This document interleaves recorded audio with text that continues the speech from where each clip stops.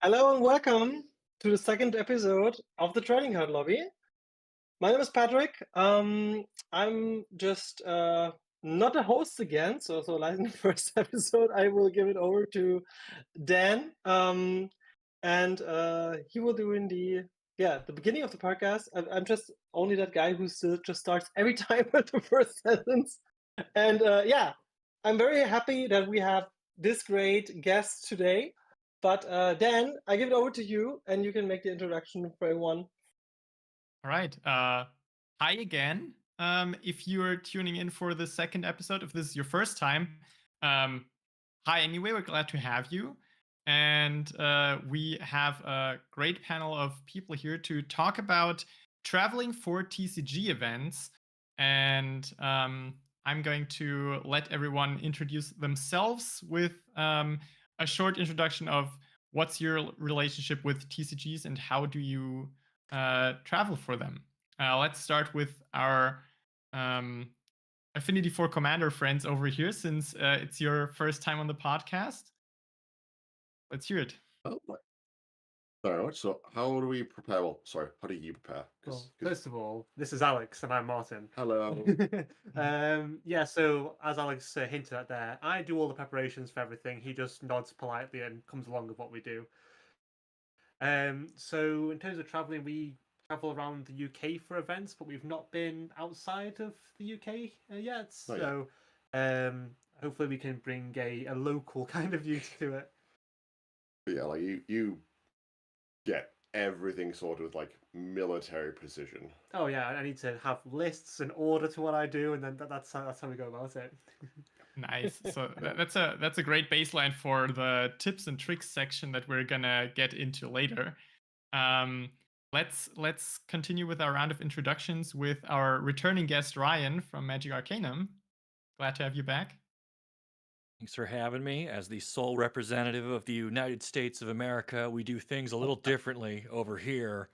You know, there's no distance that is too great. We'll fly, we'll drive, we'll ride horses, whatever it takes to get to those events and see the sights in person. I've been to several. I've been to Las Vegas. I've been out to California, Florida. These places probably don't mean anything to you guys, but they're very far away from me in New York. And it's always a great treat to be out there meeting new people and seeing your familiar friends and family and doing it with some of the best people who are part of your play group. And it's just a really cool part of the whole trading card game culture. And I'm really excited to be here talking about it with you all today. Nice. Next up, Kai.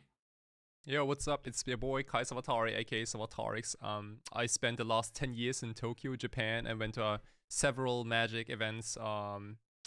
Mostly in Tokyo and the Kyoto area, I want to say, but recently I moved back to Europe.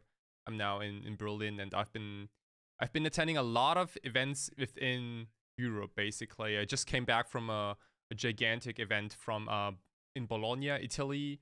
It was called the Four Seasons, and it's really nice to be in Europe. I want to say, because there are so many events happening here. I haven't been to the UK in a while, I gotta say. I think like the last time I went to the UK was probably like 6 years or like 7 years ago.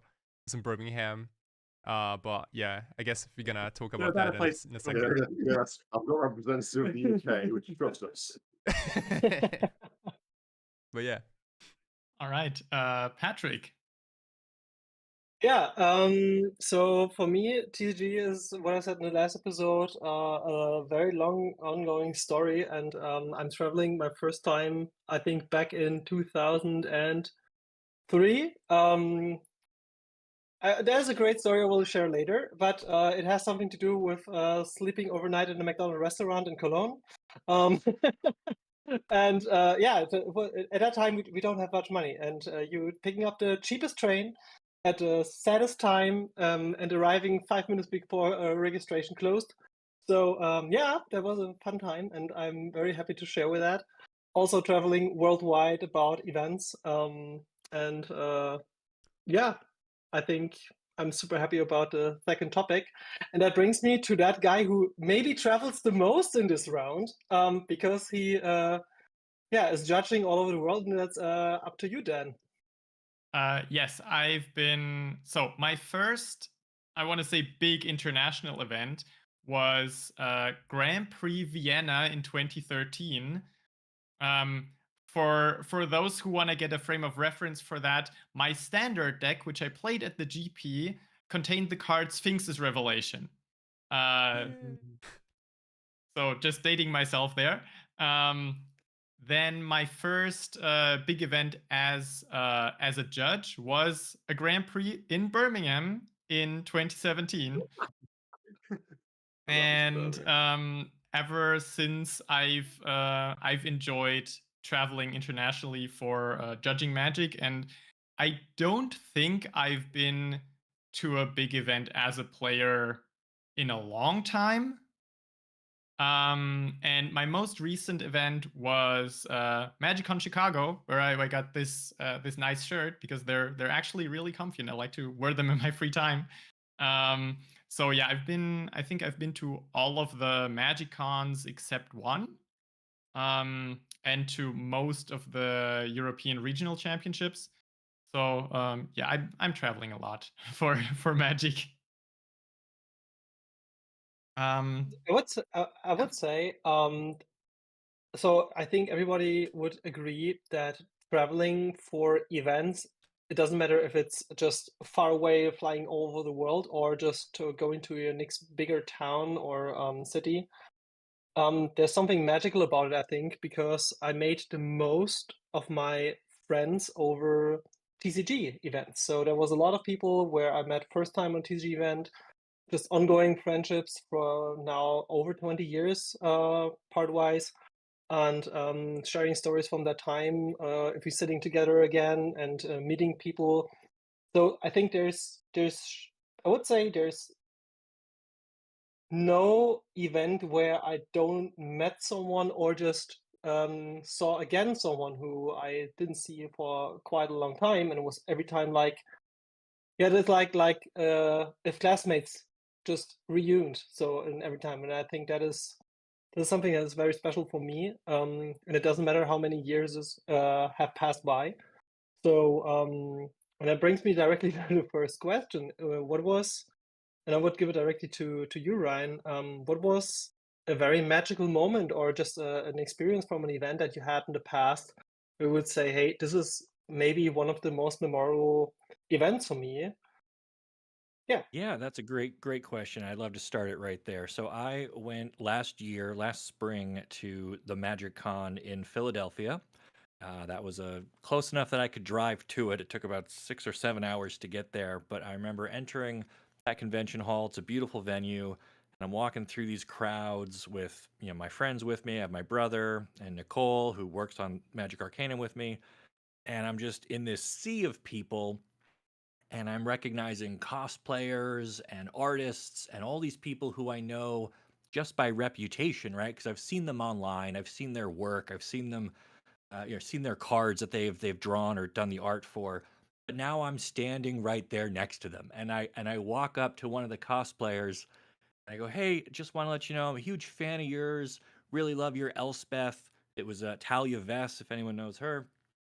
And she goes, "Oh my God, you're Ryan Gomez from Magic Arcanum. I learned about the character from you and your videos. You inspire me to put on this costume."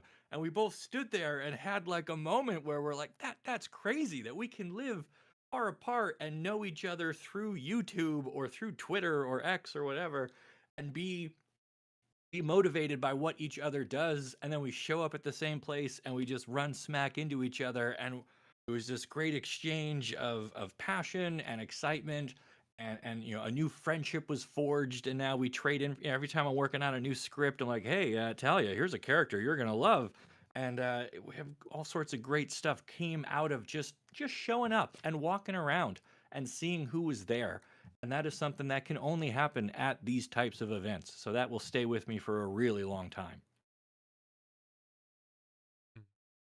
Really nice. Great Love story. that story. Yeah. The On mutual similar vein to inspiration part is so good. Yeah. whenever you go to a con and you meet people, you have that really awkward moment where someone will come up to you and start talking to you massive, like you've known them for ages, and then you say, "I have no idea who you are," and then they give you their username or their internet name, like, Yeah. "Oh, it's you." You right. And that happens also to me very often when I'm just so in the past I was also very often at as a vendor on an event, so we were selling cards, buying cards, and working together with Kai's ex-boss as well. So there was also the connecting point where I met Kai first time in Tokyo, and that time he originally was from Germany, and yeah, um, and at a point there, after a few years, coming back to bigger events, and then came some smaller vendors, just smaller vendors to me, or just also people who said, "Hey, I bought cards from you 5 years ago," and I said, "Yeah, Yeah. sure. What card was it? Yeah, that forest." Sorry, I don't remember you. Just kidding. I don't know you. Bye. I said, what the fuck?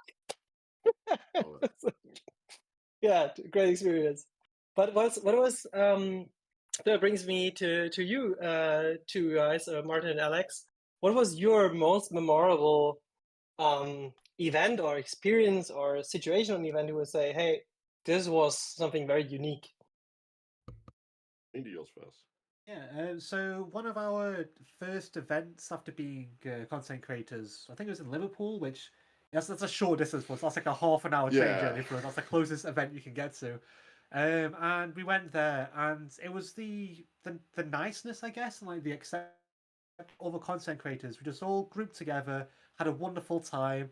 We had big games of Commander. We went out for a meal, and we've continued that, as you said, with your experiences.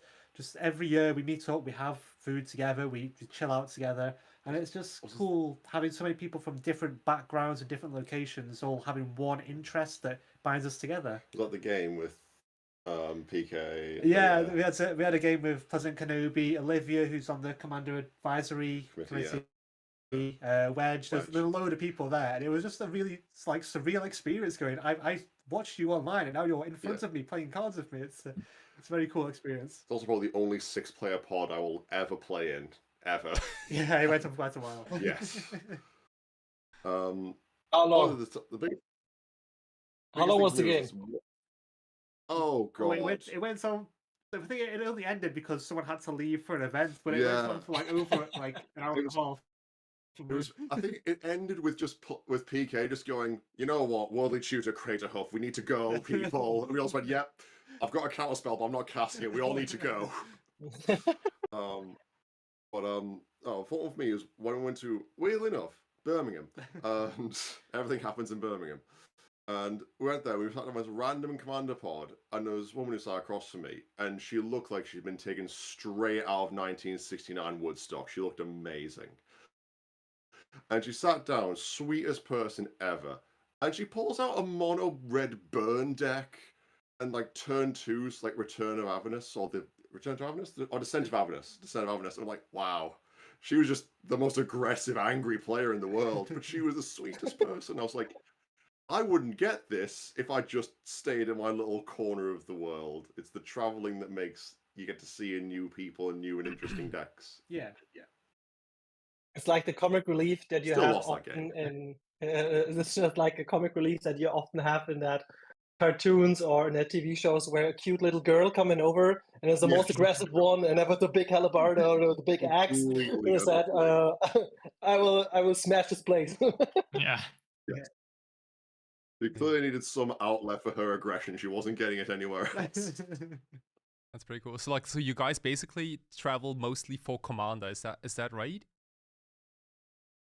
Yeah, we don't really play any other formats anymore. No. We occasionally have a look into what's happening in Modern, see the Screaming Inferno, and then just shut the door and go, no, we're okay. Oh, that's a good idea. Yeah, it's the social aspect of the 4-player side where you can talk to people. It's not just who's the best player, it's who can make the best decisions. No matter how good you are at talking, in a one-on-one game, you can't convince someone not to kill you. I mean, yeah, you better be super good at talking then. But you know, that's really interesting. It's like I've seen all these Commander players at literally every single event, right? Like even if there's not a command zone or like a specified place, there are always people just grouping together, getting like 4 players for a game or two. But one thing that I've probably like yet to understand is like, why do people like to play Commander in a place where it's like way like where it's super noisy, you know, in comparison to, let's say, like a cozy session at home, for example. Like I definitely get the excitement because it's a lot of people around, but like is it like more fun to play at a MagicCon just because there are like so many Commander potential, you know, players for future sessions, or is it do you mostly go there to I don't know, like get in contact with more people, or just to have some good games, or both, or how does it work? Well, it's all of it. Like keeping with the random Woodstock woman, like I would never have met her or seen that type of deck before. Like I think people get very insular with like the play group they have, and they'll start making decks just for their play group, and their deck will be tuned to what's going on currently, which like we're having now. Like our local meta is very much warping in a certain direction, so my decks are like that. But when we go to Birmingham or Command Fest or anything like that, it's a completely different thing, and you will see different things and meet different people. Which also, it's it's nice to network, it's nice to meet people and see new people. But yeah, seeing the complete variety of stuff you will never see, even like as content creators, like even people like Mechanic, for example, who literally has Scryfall just in his head all the time, tells me that he sees random and new cards that he never sees before, which is always nice and exciting. I think there's a lot more variety. If you're playing modern, standard, anything like that, it's you're playing to win, you're playing the best deck you can. Whereas Command, you can sit down and say, are we playing high power? Are we playing a bit of silly fun? Are we playing, everyone plays goats instead? Like, there's so much you can do with it to incorporate everyone. And there's a point where you can get a pod of any players together and have a good time. Yeah, because it's definitely that social aspect of it, isn't it? Like, not that the other one-to-one formats don't have a social aspect to them, but it's like gone to a different level in Commander, because 50% of the game interactions is you talking to the person, making deals, politicking. I'll kill his commander, don't attack me, bro. Like that doesn't happen in any other format. Have you also had the experience where you basically where you sit down at this convention and you just met up with, like, let's say like 2 more players, right? And it's basically like the 4 of you guys for a new game, but you've only talked to the other guys maybe, let's say, for like a minute or 2 before the game, and then and then 5-10 minutes after the first couple of turns, you get a feeling of like, yeah, maybe this is not the perfect these, like, those are nice guys, but maybe like the chemistry is not the same, or maybe like they said the power level of the decks is like a 6, but they're playing like creative mana crypts and whatnot. Has that happened to you guys already? It does happen, but we tend to have the discussion beforehand of what's the goal of this game. Are we playing to knock each other out, or are we playing to have a good time? And I think you get a better time out of it and a longer time of it if people are honest about what they're doing. If they're not, and like you say, they just want to play to win and you're not, the game won't last very long, and you can just move on to the next people. I would say too, like one I'd say and we've been, I'd say, very, very lucky. Like, I've never sat down with people at Command Fest or wherever we've gone to any event and had a genuine issue where I've sat down and went, oh, this person just played a Mana Crypt and a Ristic on turn 1, and we all said this was cash. I'm playing Hobbits. I've never thankfully had that. But I have, like, a friend of ours sat next to me playing a different pod where he was just playing the 6-mana Neheb. It's a very casual deck. It just tries to burn you out. It's very silly. But killing Neheb, nothing happens.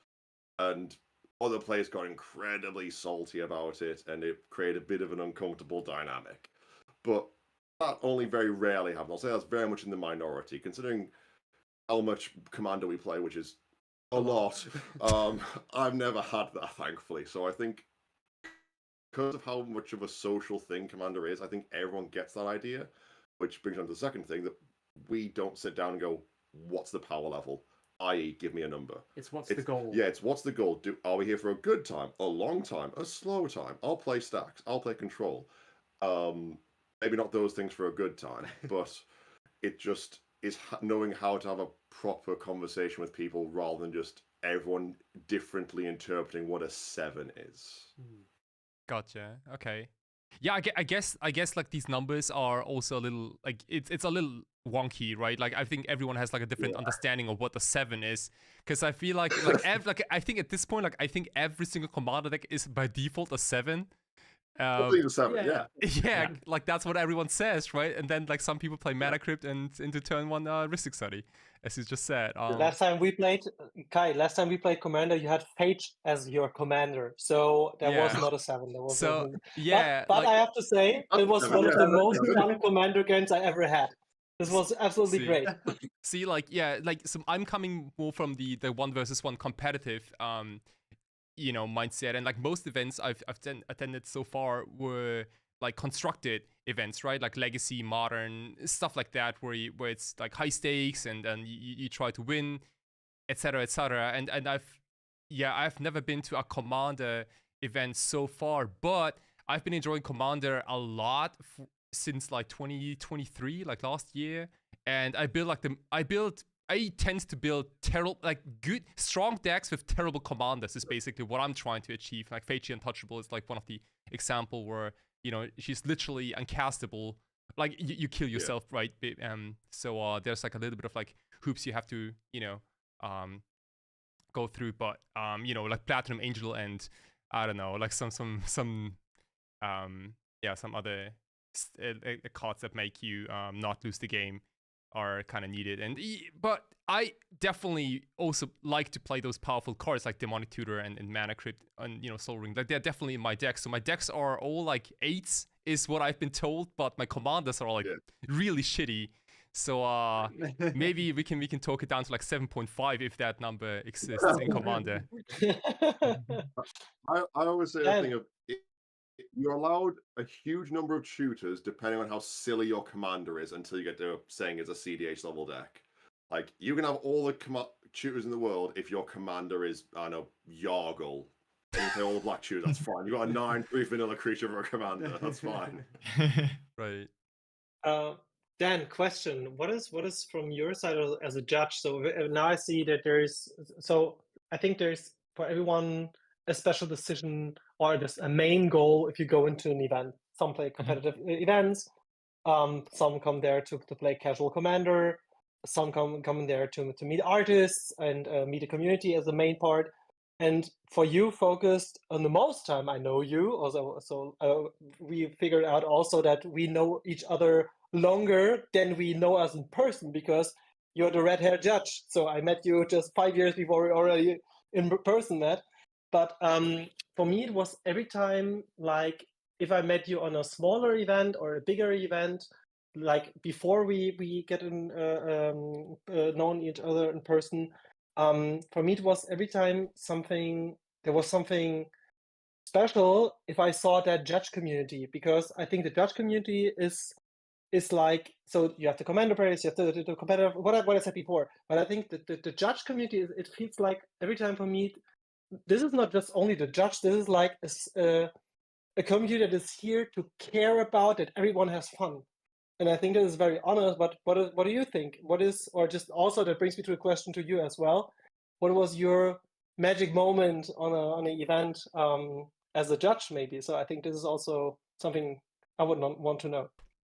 Yeah, so this is something that I would have not guessed before I experienced it, but being at an event as a judge is generally it's work, right? You're there working for the tournament organizer. You're there to facilitate events, to get people playing and enjoying the game and all of that. But I would not have expected to enjoy it more than actually playing the game myself. Because why would you enjoy working there rather when you could also just be there to play a game, right? But for me, it's as you say, the judge community kind of feels like this big international family. You keep going to these events. You keep meeting some of the same faces, but some new people every time, and it's just this this more close knit group where some people know each other, but others are also like taken into the fold because mentoring is such a big part of judging, right? So if somebody's new to big events, you immediately take them in, you show them how things are done, because to be honest, the step from your local FNM or your local RCQ or whatever to a regional championship or to a MagicCon, that's an entirely different world from the judging experience of it.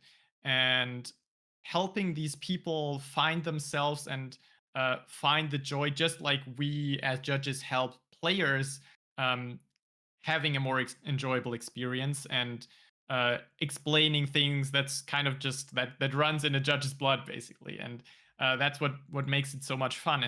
And sure, sometimes I go to an event because I think, hey, there is a regional championship in Naples. I've wanted to go to Naples for a really long time. Let's see if we can go judge that event.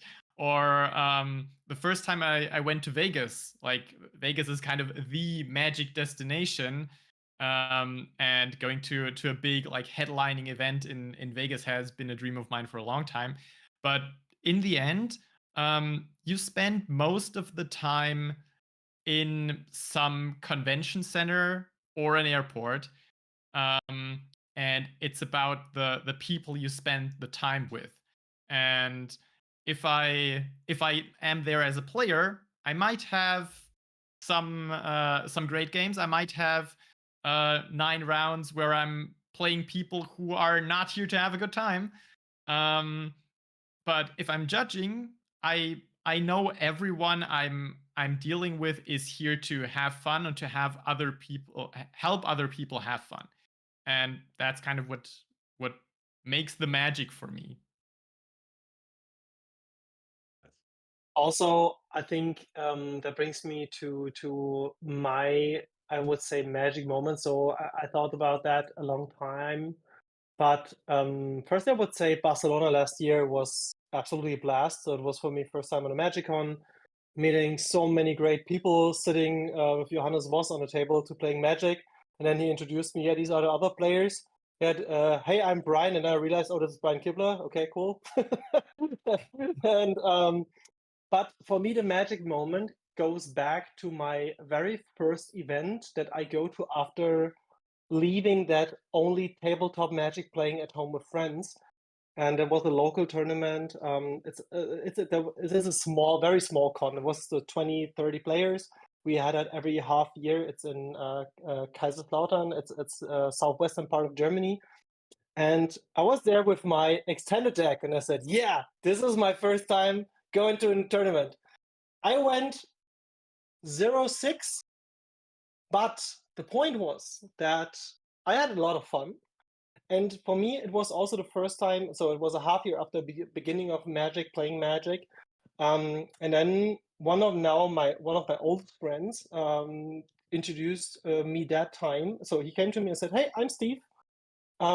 If you want, I can share with you a few things about your deck that I would change, that you could getting a little bit better in that game.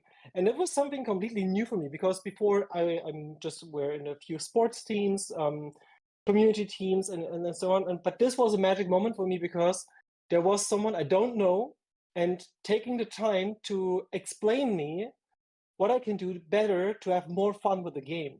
And that was not, and Steve was the first one, but over the years, so many people that came to me and explained me something as well. I explained a lot of people.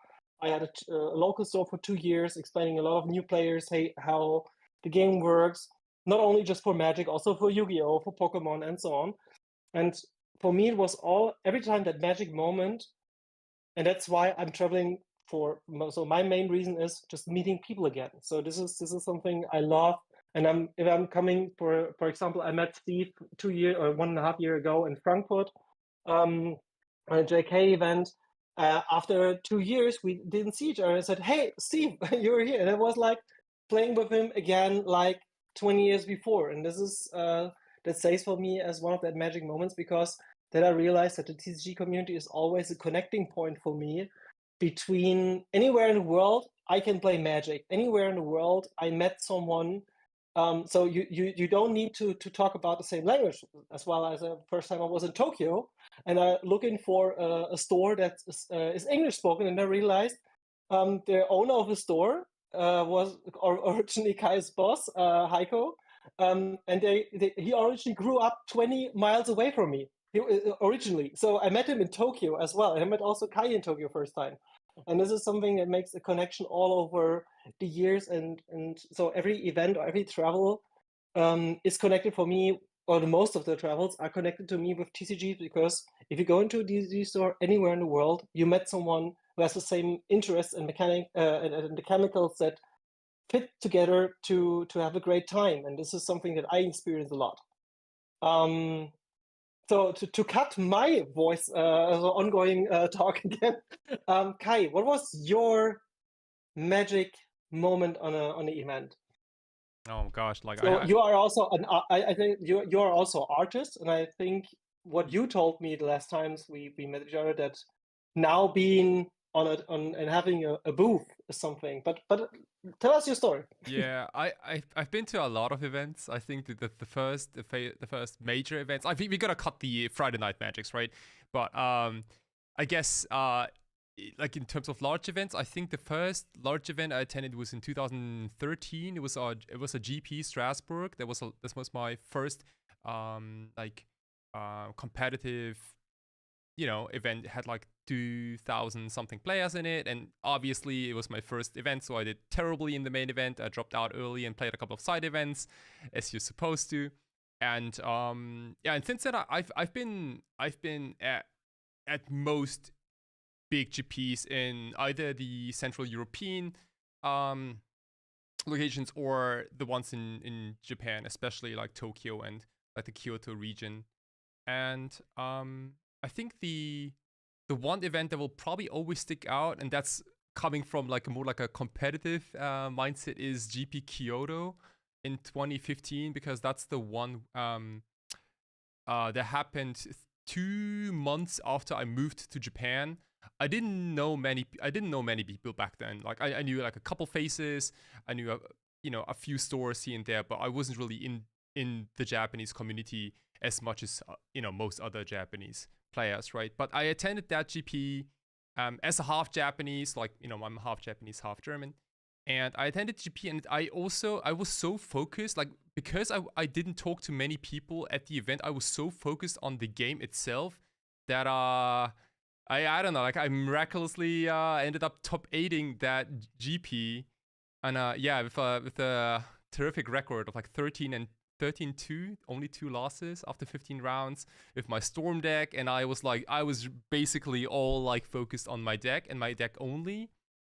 And maybe you can count it as like a win and a loss at the same time. It was great to qualify for the Pro Tour for the first time, where I got crushed terribly in Vancouver.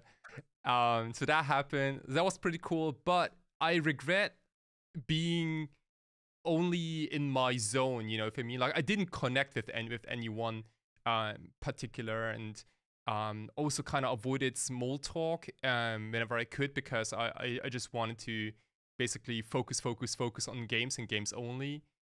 Like now looking back after almost 10 years, I would have probably completely changed.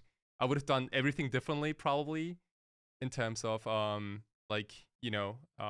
event experience, but back then it worked. And but back then I also had like different ambitions, I think, for a game of Magic. Like now I play stupid Phage decks and stuff like that. It's kind of the opposite of a competitive Storm deck back then. So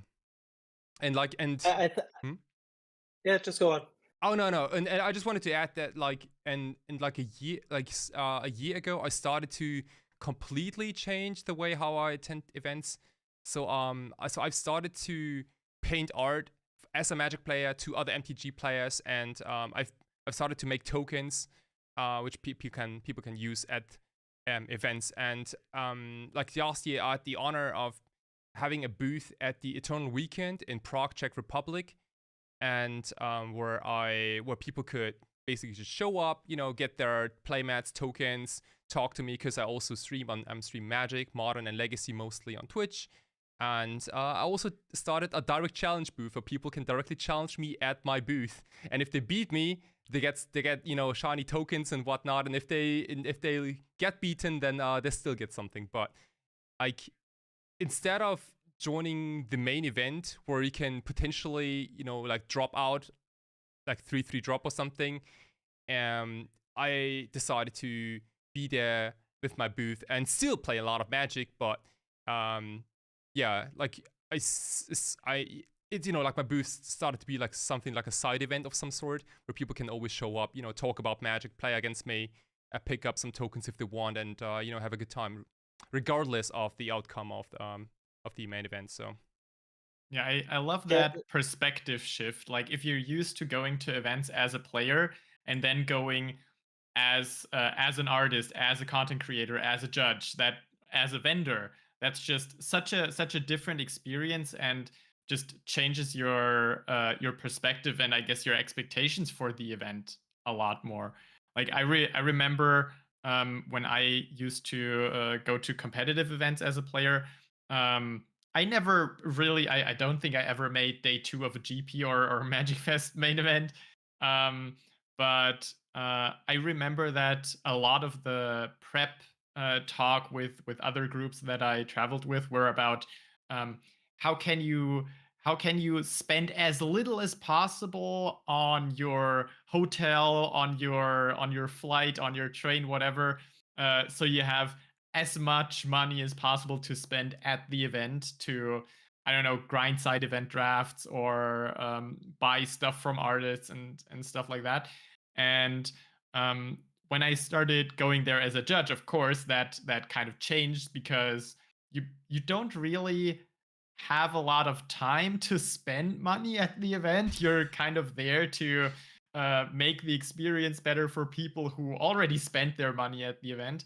But you also come out of it with some money, and that kind of alleviates some of the stress of trying to grind out your travel and accommodation.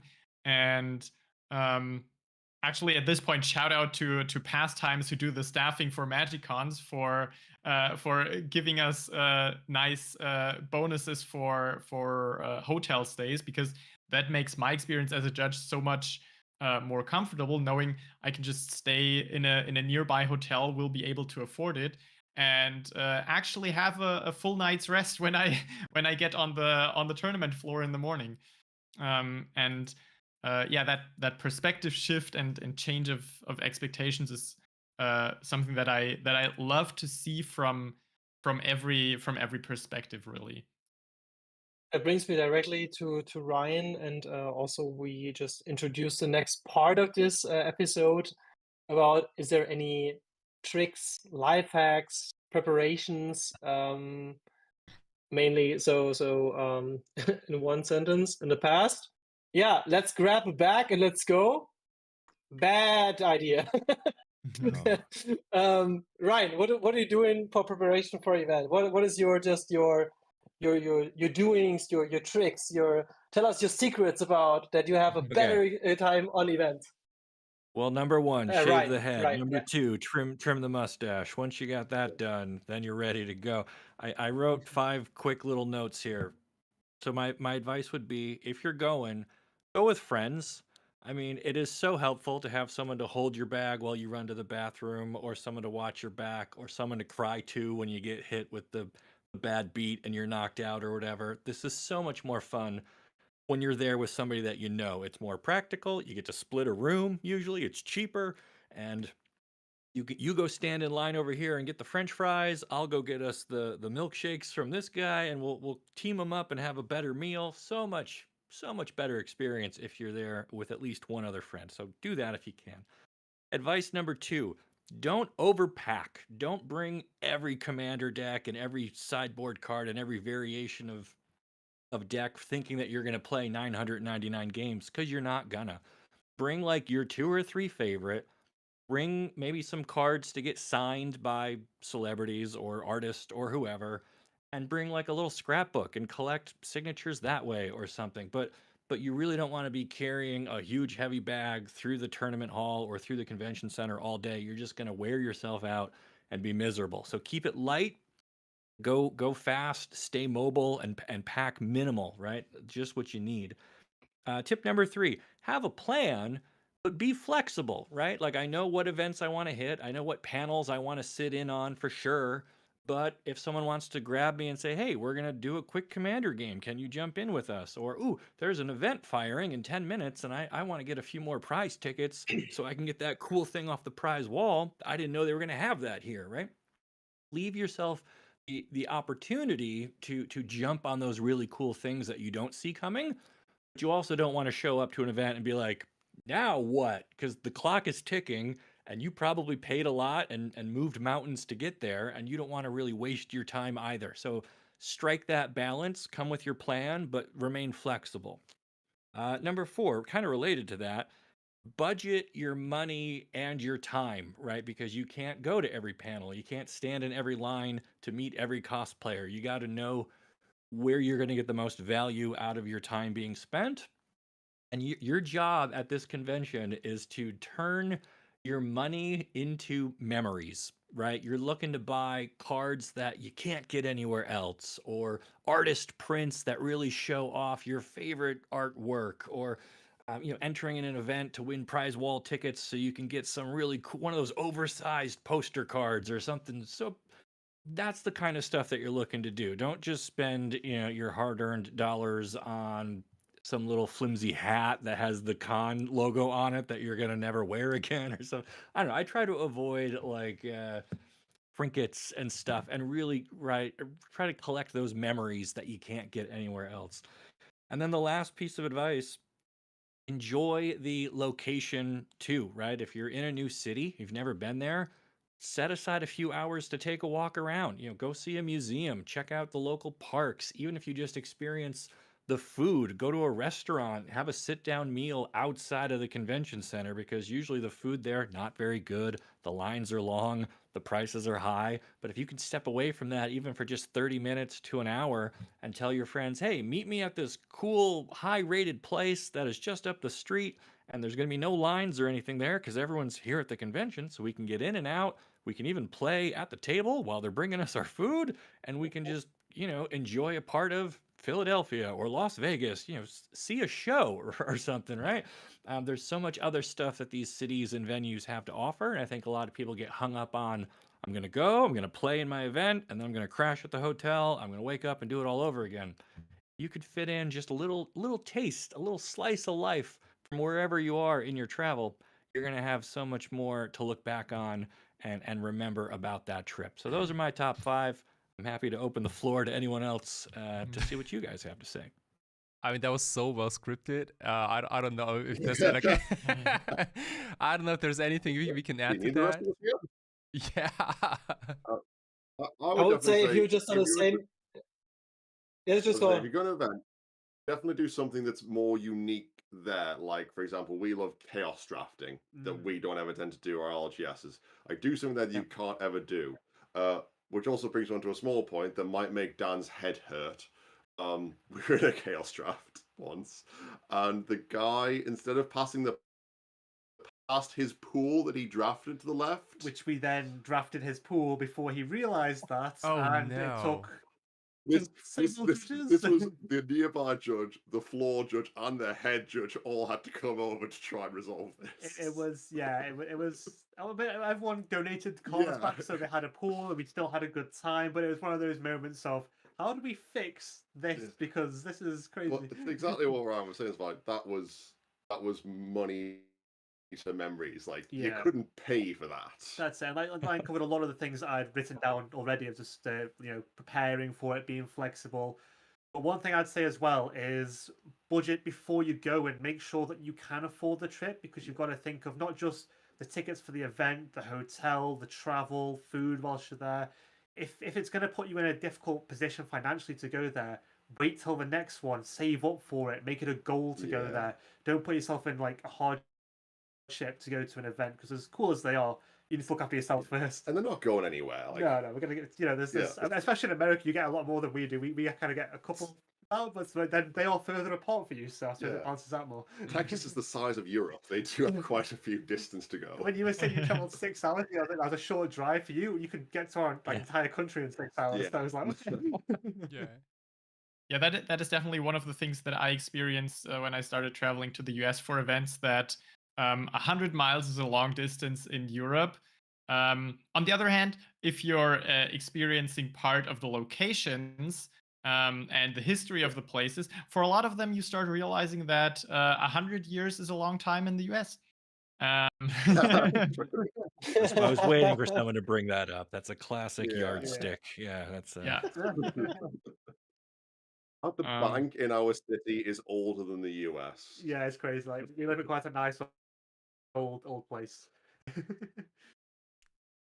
Dan, anything you would prepare or do? So you saw it from this. So what I learned from you was, for example, if you just register for an event, there is a time earlier than the event where you can register. Sometimes you can register on a Thursday and pick up your bag and everything else, because not many people know that most times, for example, the event going from Friday to Sunday, that the pre-registration is already open on Thursdays or early Friday. Anything else, Dan? Definitely. If you're make yourself familiar with the schedule of your event, and don't just show up without a clue, because you're going to miss things that you were looking forward to, and it's gonna suck. Because a lot of other things, other options that you were looking at, might already be sold out when you're on site, and then you just kind of have to find another way to spend your day.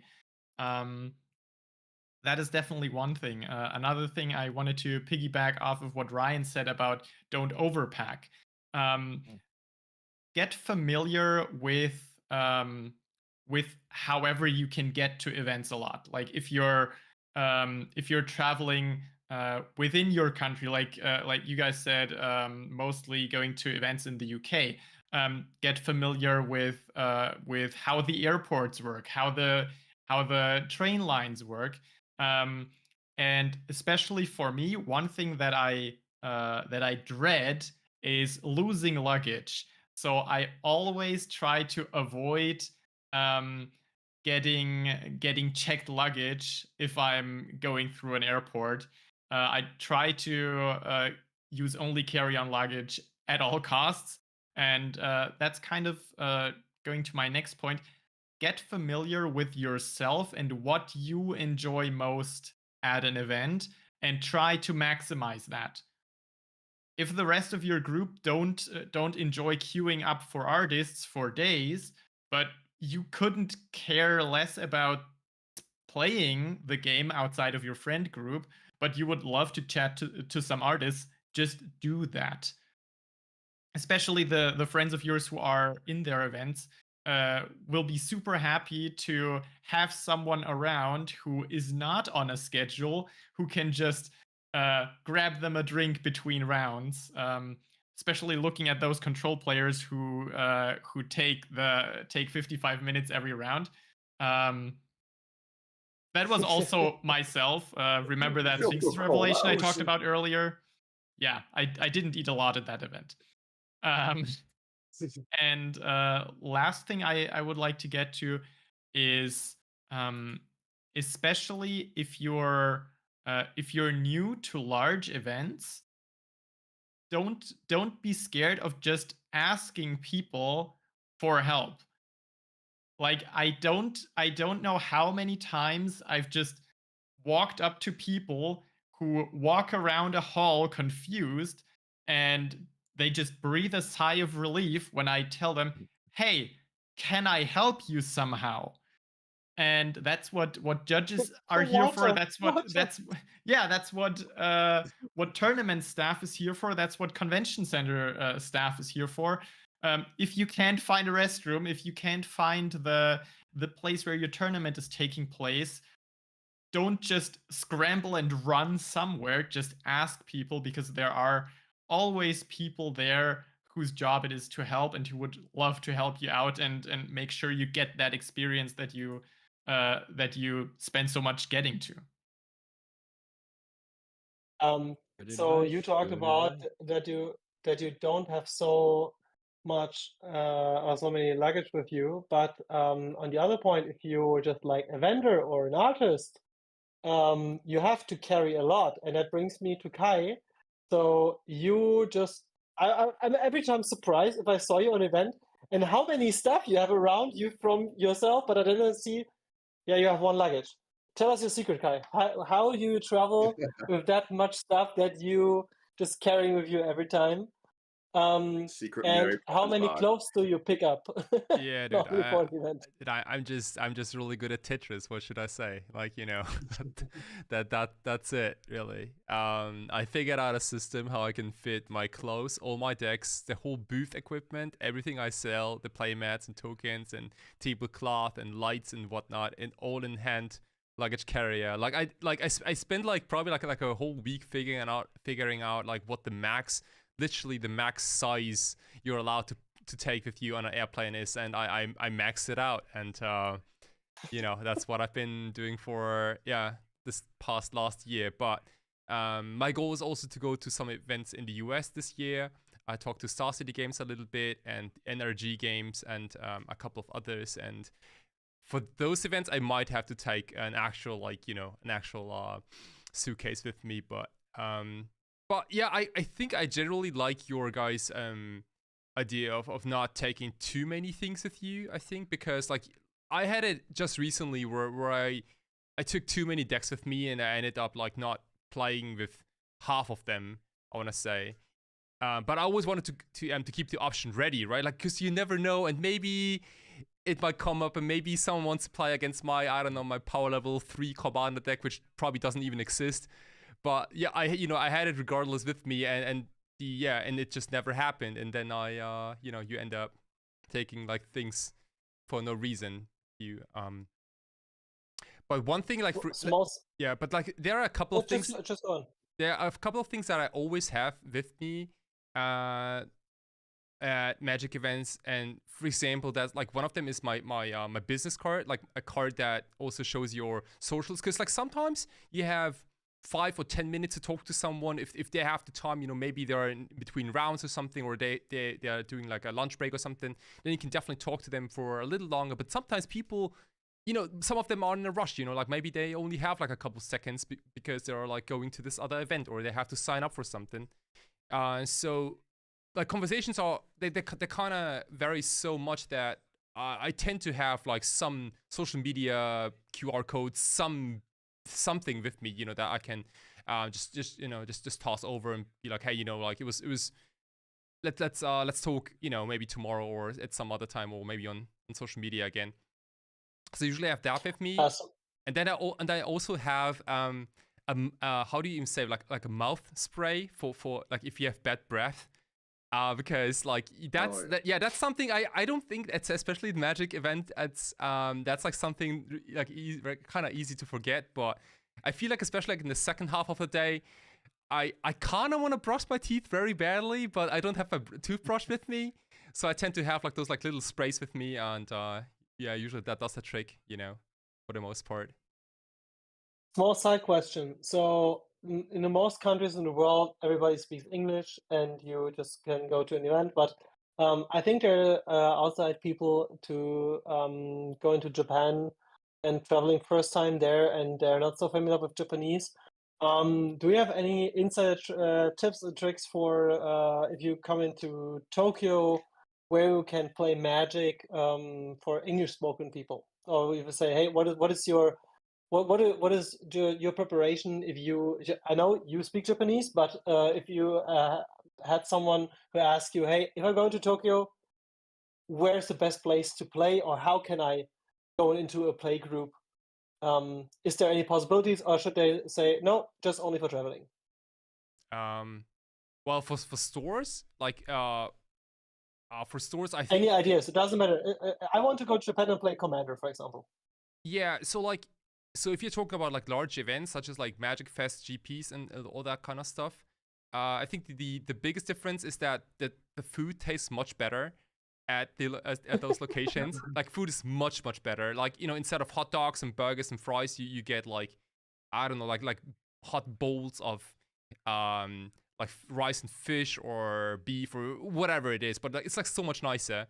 That's a good thing. I'm not convinced that that's better. I'm not convinced that that's better. No. Says the country with spray on cheese. I'm telling you, like Japanese are so picky in terms of like food, or maybe like the food quality is just like so high. And you know, don't get me wrong, you get those hot dogs, right? Because like especially in Japan, there are the most foreign tourists, or the most like foreign visitors are from Australia, or from Singapore. So like you definitely get your burgers and hot dogs and whatnot, but like the food variety is just like is absurd, really. It's like this whole like outside area where there are like at least 10 options or so available. But the significant downside of Japanese events is that you have to queue in line for every single thing, and the lines are long, like much longer than in Europe or in the States, I think, because Japanese are used to wait for a long time to get something good, decent, yummy, anything. And it's like a cultural thing maybe at this point, but like I'm too impatient, I gotta tell you. Like I usually get my stuff somewhere else, because like like I'm not ready to I don't know, like to queue in line for like almost like an hour to get my lunch, you know. I remember there was a GP in Japan once that had a massage booth in the judge room. Oh yeah, that was good. Did you try that out? Because I did. I wasn't there, but it was good. It was good. I just saw other judges posting about it, and I was like, I need to go. I need to be there right now. Yeah, dude. They had like they had so I think like a lot of these like nice add-ons, or like fringe ideas maybe come like mostly from Japan, where they had like a tatami room once, where you can, you know, take your shoes off and just sit on the ground, basically, maybe play a couple of games on those tatami mats. And the massage thing was incredible, because like you could book like 10 or 15 minutes, maybe up to 30 minutes maybe of a massage session between rounds, or some vendors took it, or some artists. And it was also like a nice time to not talk to anyone. It was like basically absolute silence, and silence is sometimes exactly what you need. You know? That's a big difference. In Japan, you get a massage and you get special silent rooms. In the States, there is just like that over, I think that big size of a lot of people. Just I think the biggest events were already in the States, and in Europe, we are happy if we get in tea or coffee. So and biscuits. Yeah, it's not the same without the biscuits. See the biscuits. Yeah. So the one exception is Italy, because in Italy, if there is now no coffee within reach, they will not do an event there. I can promise you that. I've been to a bunch of events in Italy. Coffee's always there. So we're running out of time, but I just want to give it over to Alex and Martin about, do you have any more tips before I will bring my 2 tips to the end, and then anything more that you have on your list, how you prepare events? We got quite a lot of crossover with some already spoken, like traveling with friends makes it more fun and makes it cheaper. Book early as well. You know, like getting the hotel early, so you can usually get a lower price and a better location. At the Command Festival we're going to in Birmingham, we literally booked that whilst we were in Barcelona on a different holiday. Yeah, we literally saw the dates get announced and went, right, need to do it right now. Yeah, and we did. We got a great place. It's good. Just look after yourself in terms of like, feed yourself, stay hydrated, stay like, you know, clean and wash yourself. Yeah, don't forget your personal self-care, because it's easy to run out of time for things. And don't just eat junk food. Don't just eat the Haribo and the sugary stuff. Have an apple. It'll do you wonders. It's just like, make sure you've always got snacks and things, because like as you mentioned, it can take a long time between rounds, and queuing up for an actual meal can take hours. So yes, get a nice little bag of goodies to keep you busy. Exactly. Yes, self-care would be our good tip. That is also on my list, because I think fruit is something that is always underrated for events. I have every time banana with me. I have an apple with me normally. Also, nuts is very great. I think nuts is a perfect fit also for sharing. I think also, if you have the option, and if you're traveling to an event for a weekend, expand your travel. So for example, if the event is starting on Friday, going earlier there. So for example, my future wife and I will be 2 days earlier in Amsterdam.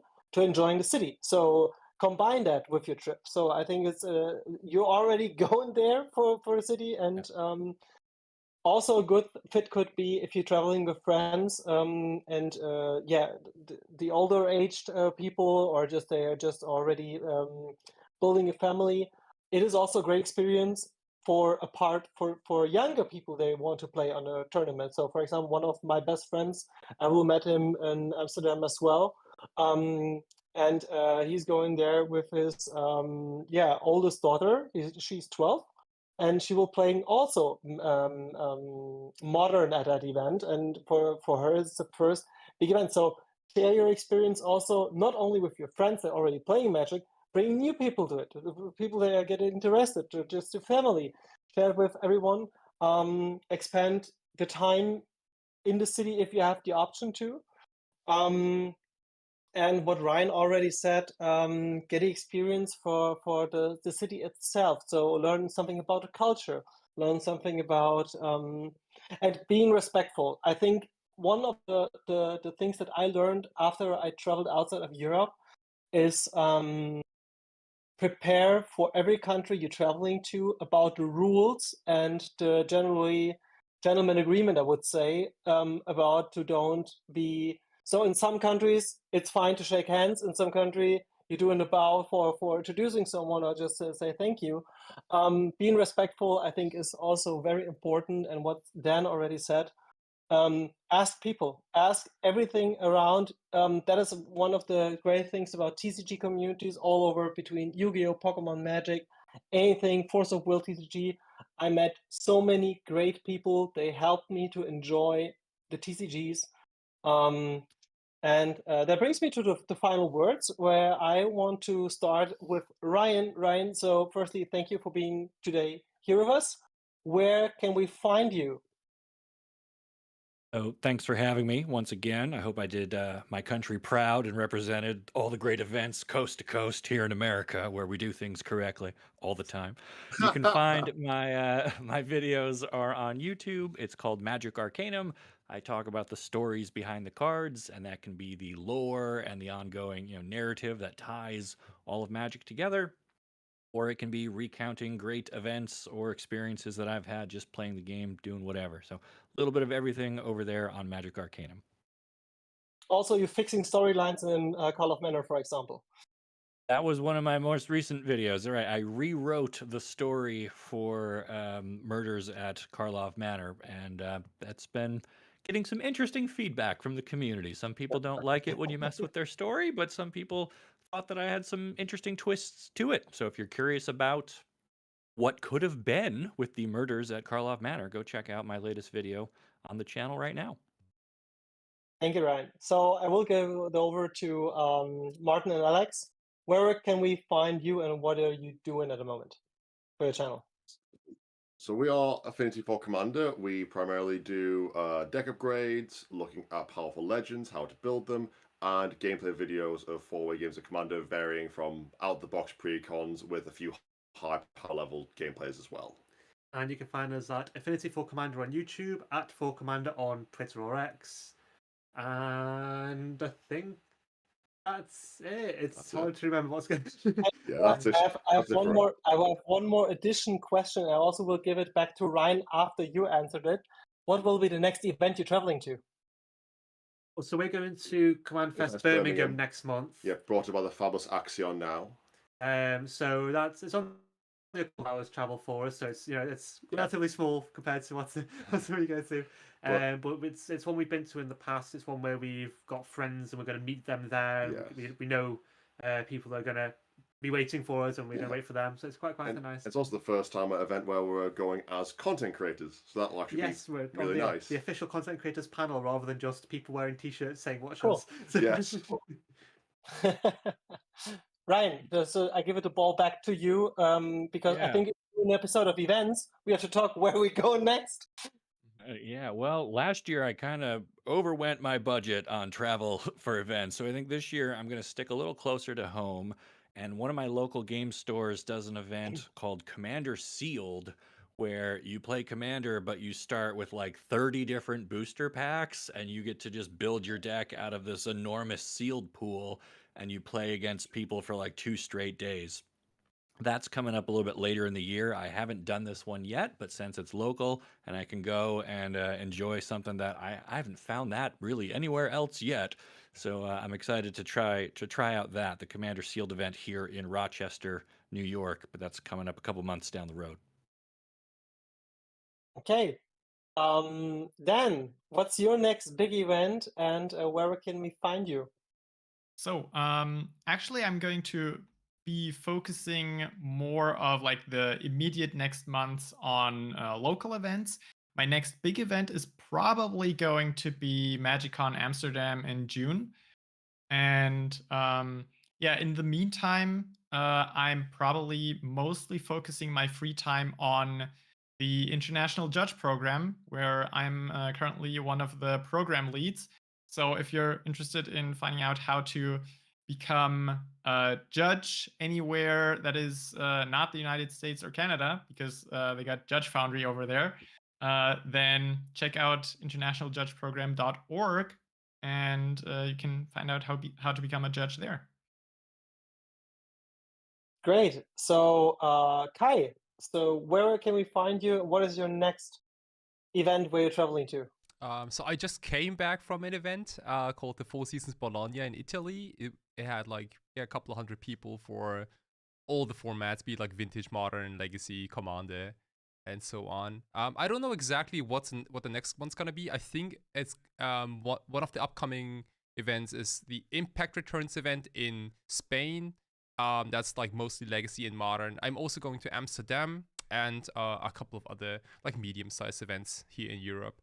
I'm really stoked. And yeah, you can find me under Savatarix on all social media channels. And I also stream Modern and Legacy twice a week.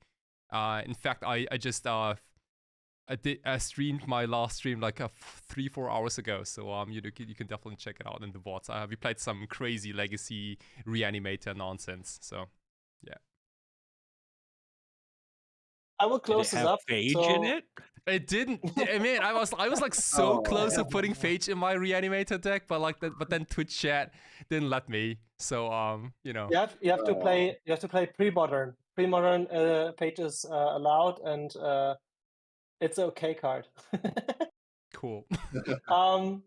Yeah, I will close it up. I will be traveling. Next bigger event is also Amsterdam for me. Super excited to be there, mainly as a player.